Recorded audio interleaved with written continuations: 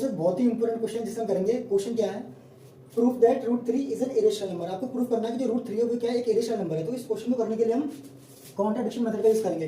Contradiction method क्या कहता है कि जो चीज आपको प्रूफ करनी है आप उसका उल्टा लेके चलिए। तो देखिए हमें क्या प्रूफ करना है कि जो रूट 3 है वो क्या है, एक इरेशनल नंबर है। तो हम इसका उल्टा मान के चलेंगे। क्या मानेंगे, हम मान लेंगे let us assume that root 3 is a rational number. हम रूट 3 को रेशनल नंबर मान लेंगे।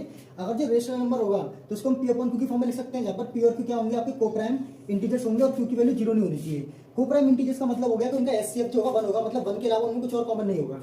तो देखिए अगर मैं दोनों तरफ स्क्वायर कर दूंगा तो ये 3 equals to P square upon Q square हो जाएगा, और मैं इसे क्रॉस मल्टीप्लाई कर दूंगा तो देखिए ये बन जाएगा इसमें इस तरीके से। अब अगर मैं 3 को यहाँ डिवाइड में ले आऊँ तो क्या हो जाएगा, Q square equals to P square upon 3। तो ध्यान से देखिए जो 3 है वो पी स्क्वायर को डिवाइड कर रहा है, तो मैंने ये लिखा है 3 डिवाइड्स पी स्क्वायर।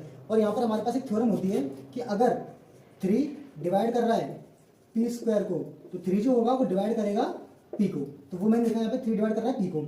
अगर 3 जो है वो पी को डिवाइड कर रहा है तो डिवाइड करने पर कुछ ना कुछ आएगा। मैंने मान लिया सी आया, तो क्रॉस मल्टीप्लाई करेंगे तो पी की कितनी वैल्यू आ गई, 3 से निकल के आ गई। तो हम क्या मान लेंगे कि पी की वैल्यू हमने क्या मान ली, 3 से मान ली। अब इस पी की वैल्यू को हम इक्वेशन 1 में पुट करेंगे। हमने क्या किया, इस पी की जो वैल्यू 3 से है जिसे हमने इक्वेशन 1 में पुट किया, तो 1 में जब पुट करेंगे तो हमें ये चीज मिलेगी।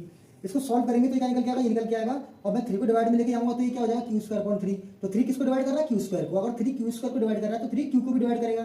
तो देखिए ध्यान से देखिए 3 पी को भी डिवाइड कर रहा है और 3 क्यू को भी डिवाइड कर रहा है। इसका मतलब ये हुआ कि 3 जो हो गया वो कॉमन फैक्टर हो गया पी एंड क्यू का। लेकिन हमने क्या माना था, पी एंड क्यू तो कोप्राइम है, but this contradicts the fact that P and Q R coprime. P और क्यू कैसे हमारे कोप्राइम है। तो इसका मतलब ये हुआ कि हमने जो माना था वो गलत माना था। इसका मतलब ये रेशनल नंबर नहीं है, हमने जो माना वो गलत माना, ये क्या है, एक इरेशनल नंबर है।